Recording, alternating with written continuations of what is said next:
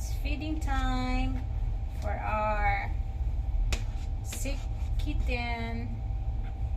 Yan, papadudoon siya guys kasi ano siya eh. Wala siyang nanay, iniwan siya ng nanay niya. Yan siya guys. It's feeding time. Padudoon siya ng gatas kasi wala siyang nanay eh.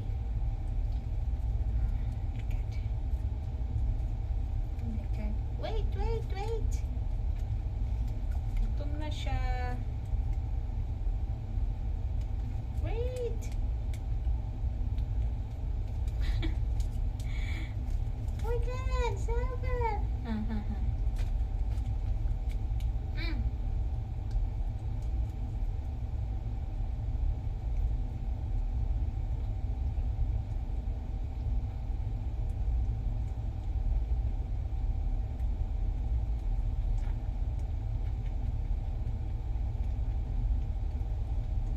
Na ang puting-ting na to.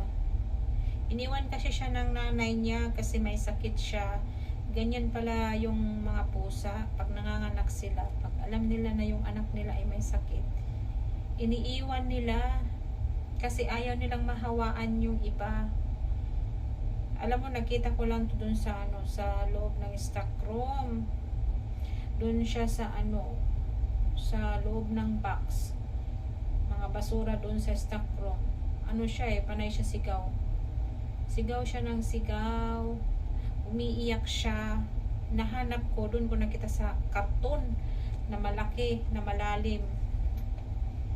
Tapos yun, kawawa nga siya. Tapos nabulag pa siya. Bulag. Finish? Nagbiwi siya. Nagwiwi siya guys. Wait,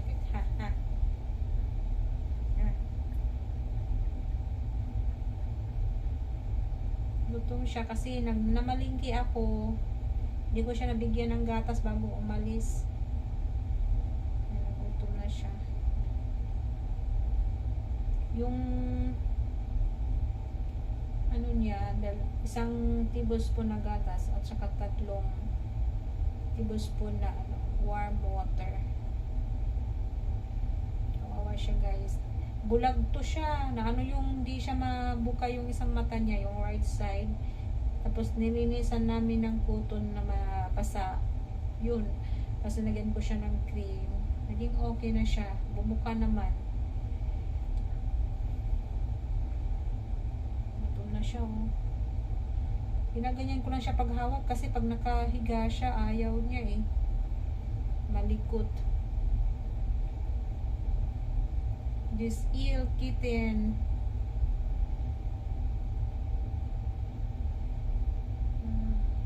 Is hungry.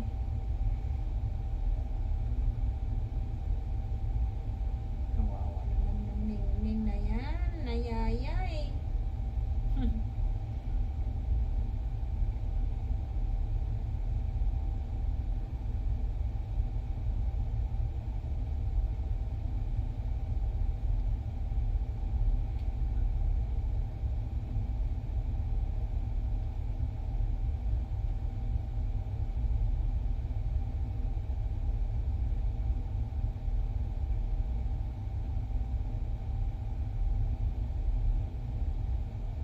Siya guys, gutom na gutom. Sana maubos niya to kasi ilang pinadudo ko siya 10 o'clock, 10 a.m.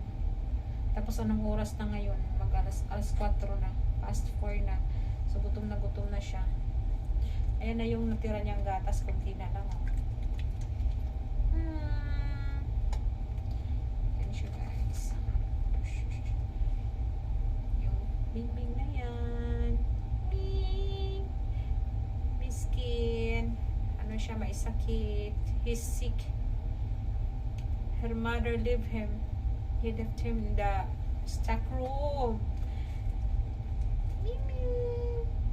Tapos, yan si Bye Bye. Bye Bye Mimi. Bye Bye. Thank you for watching guys.